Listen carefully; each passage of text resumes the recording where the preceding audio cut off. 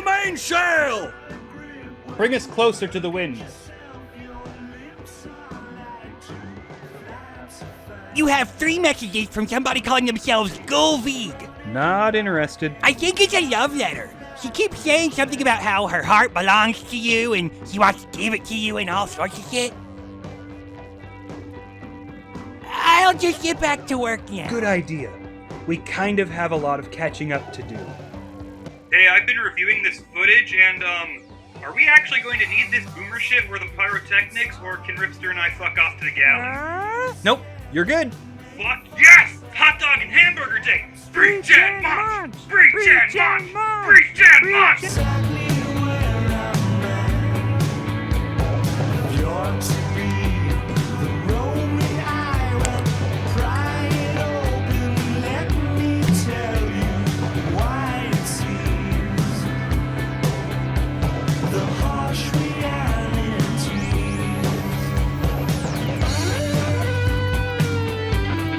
Let's fucking go!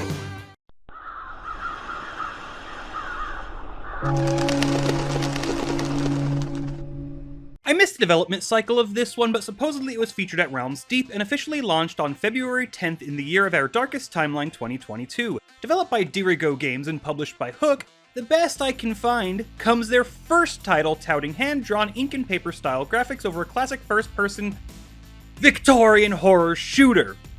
You take the role of Agent Chamberlain, a professor turned glow-in-the-dark as you explore 8 unique levels featuring 22 types of enemies and a boss for each outing, as you fight the hordes of the undead and seek to close the portals linking our world to the next. Seeking to hop on the wave of classic FPSs that you blast the soundtrack to on your riding mower, the developers boast a deep level of replayability and color palette customization as it is monochrome.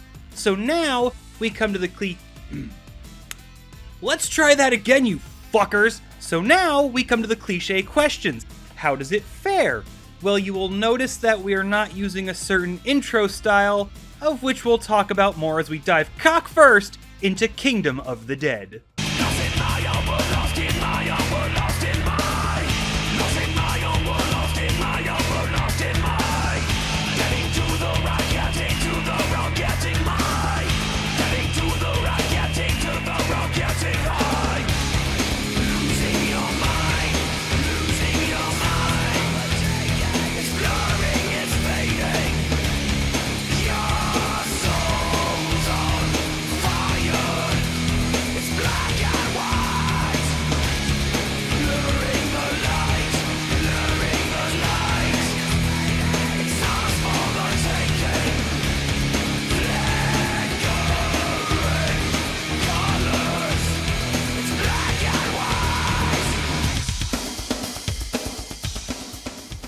You are a Fed, or more specifically, a United States Army general with a magical sentient sword, a love for Lincoln, and a desire to sever asses from shoulders as long as the target is some form of zombie or other. You receive a folder containing multiple instances of supernatural occurrences and are asked to go to said locations and close the gates to the other side, all while having secondary objectives to get the government information on agents in the area, passenger manifests, and other trinkets to inform them of the who's and what's. Story is light, and each level will start off with the sword and Agent Chamberlain having a short conversation about nothing of particular importance, followed by the level's boss asking you in the most polite fashion a late 19th century beast can muster to fuck right the fuck off. You can probably guess how well that goes for them, and what follows is kind of difficult to set up my opinions on, so I'm just gonna try and come out and say it. I don't really think the game fits in the boomer shooter genre it's seeking to emulate. Make no mistake, the gameplay is overall good, even incredibly fun, but it sits somewhere in the mid to late 2000s style of FPS. It's far more linear than anything else in the genre it tries to fit itself into.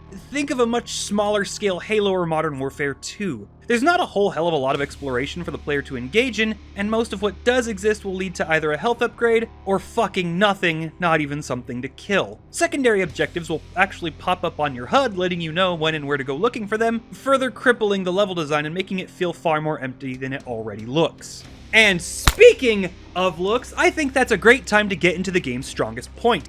Art direction and atmospheric crafting are absolutely killer. The old ink and paper sketch style mixed with some very specific lighting gives a very strong kind of old horror manga setting. Aside from the very stark and heavily detailed moments you would get from, say, Junji Ito not ever showing up, it otherwise solidifies a very thick atmosphere when combined with the soundtrack. The way clouds move, some objects move, and sometimes even the enemy movements will give the player this very interesting visual of a kind of papercraft puppet play. Somewhere in the realm of what I think McGee was going for in Madness Returns, but as it doesn't have the stylistic clash that game had, here it plays very well with itself and is strong and consistent. It's probably one of the most surreal feeling games I've played in a long time and gives me a very strong cursed PS1 game vibe. If you're not really familiar, I can't go into it here, but either check out my video on Concluse or just check out the source, John Martin's channel, to see what I mean. Addendum. Since the filming of this episode, the Necro Swanson has learned that John Martin has changed his channel name to Concluse Dev. We now return you to your regularly scheduled autism. I genuinely felt like around the next corner I would encounter something that would blow everything up to a magnitude I wasn't prepared for and that the story would take a left turn. Sadly, that never happened, and while the sense of foreboding and impending arrival of something bigger was a great feeling that the game set up, the lack of payoff was kind of a letdown. But honestly, that's a point that's hard to fault them on, as I think it was a combination of my own expectations based off of the game's atmosphere. The art style isn't perfectly executed, however, and I can't even say it's done well for many parts. Bosses, environments, and effects are fantastic for the most part, except for when, you're getting giant red blood spatter cubes, but most enemies look like half-assed dog shit assets that were outsourced to the lowest bidder. Basic undead look... just fucking look at the idiots. Gunhavers just have hats and do a fuckload of yoga. Sure, the Cacodemon and Pinky are cute boys, but the wizards and their AI make me feel like the game is breaking apart even as I play it. Then there's the Mancubus. Does this look like a finished asset to anyone? Or does it look like I went into NVIDIA Control Panel and turned off textures? The boss models look great, but the sheer amount of them that are just spam dynamite and if they touch you insta-die is a pretty big letdown. The sheer amount of just awful present in the game even extends into level geometry. It's their first game, so cracks in the walls letting little lights into rooms that are supposed to be pitch black is an unfortunate but understandable issue. It's not something I can knock it very hard for, but when I can walk behind a staircase and the stairs disappear because only one side of it is textured, we've kinda got a problem. It also doesn't help that in pitch black areas, ammo crates have absolutely no shadow on them, glow like the sun, letting you know it's totally fine to walk in here and smash that thing to get what it holds. Then there's the constant enemies phasing into walls, shooting through walls, or just spawning inside them. Way to show your price tag, Dirigo.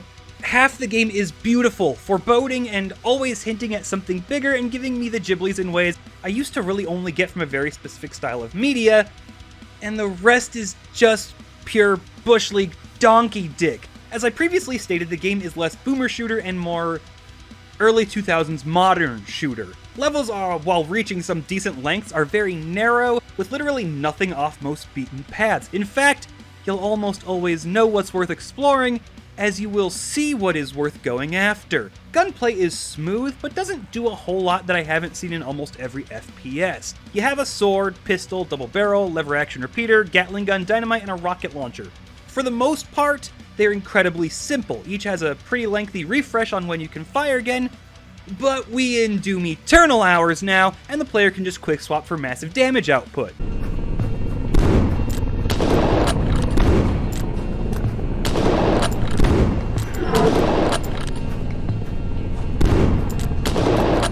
Pretty much the Lincoln Repeater and Double Barrel are your bread and butter. Not only do these do the most damage, but since you can just quick swap to avoid rate of fire and reload roadblocks, you can just chew through even the beefiest of enemies in less time than it takes to pop a headshot on basic zombies. Every weapon features a secondary fire. I did not learn about this until the final level of the game. None of the secondary fire options really matter except for the sword. As you kill enemies with the sword, a meter charges up, and I spent the entire game really not knowing what significance it held except that it made the sword all lightning-y. In the fight against death itself, the sword tells you to unleash its power, at which point I'm like, "But what the fuck you talk about?" And just so happened to press the mouse wheel click, and I find that it's a mini BFG. Okay, so as I started playing levels on hard, I started testing, and most of the secondary fires are pretty worthless. The revolver's secondary fire is a 3-shot burst, but considering this game's headshot detection is so generous that even my incapable ass was reflex chaining them, it's more of a crutch for the fact that the pistol deals shit for damage overall. The double barrel's secondary fire only fires one barrel. Why would I want that? The lever action has a bayonet stab. The Gatling gun fires a single round. The sword BFG is fine, but has a much smaller AoE than it should, and fuck yes, I stopped caring by the time I would want to test the rocket launcher's secondary fire. The best it can be is worse than the primary attack, so yeah, I have no fucking idea and no desire to learn at this point. Ammo is plentiful, but if you die, all ammo is reset to the amount you are granted when you pick the weapon up. All weapons, aside from the pistol and sword, are procure on site, but dying does not remove the weapon from your loadout, even if dying sends you back to the start. Combine these two and what do you get? Well, you get a fuckload of ammo for power weapons, a checkpoint, a short stretch, another checkpoint, then you die, then all ammo they showered on you but you didn't have yet a need for is fucking gone. Why? Just fucking why? Enemies come in hordes like it's trying to emulate Serious Sam, but again, with very few ways of actually attacking you, even the textureless scrapjacks just don't become anything more interesting than a Covenant dropship encounter. The numbers aren't there, the level design isn't there, and worse, on hard, it just loves spawning enemies directly behind you to take 8 hits away from your health bar before you know what's even going on, because nothing on screen telegraphs that a damage came from behind you, and nothing indicated that a massive enemy even spawned behind you. It's all so simple, and what little depth they tried to add is more of a needless nuisance to fill one button use, and misses basic features to telegraph to the player what is going on that we have had for over a decade. Level design is, as I said, mostly great and plays well with the atmosphere, but I think they could have done something better than insta-kill platforming. Plenty of places to just outright die, but what's worse than that and the disappearing stairs is some of the level telegraphing and options in the pause menu. You see, there's a rooftop level where you are looking for a secondary objective and secrets like you do in every other fucking level. And there's this spot, where it looks like I can safely jump down and get back up as it has this makeshift staircase. You can probably already tell it's not anything good. Jump down, nothing. Absolutely nothing down here. No secret, no secondary objective, fuck all. Okay, so I try to use this staircase to jump back up, and nope! Can't jump high enough, so I'm stuck down here. Look at the street level and see a health pickup. Oh, maybe the secret and way back up is down there. And another nope goes up on the board. That health pickup wasn't supposed to be there, and the game didn't kill me for jumping down here. So now I'm stuck down here in an area I'm not supposed to be, and the game didn't have the decency to kill me or just damage me and reset me outright and send me back to the last checkpoint. I'm stuck. So now I pause and highlight load last checkpoint.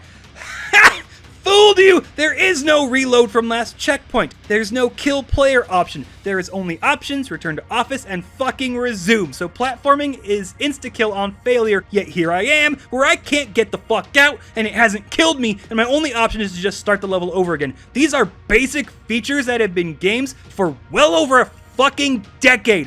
What the fuck are you doing? And finally, on level design are civilians. Each level has them waiting to be rescued, and hard difficulty asks that you avoid any civilian casualties. You walk up to them, hear a chain breaking sound, and they run off.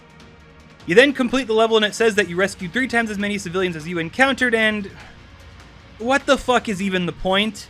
Enemies won't target or even attempt to kill them, and ignoring them apparently gets you credit for saving them anyway. Yeah.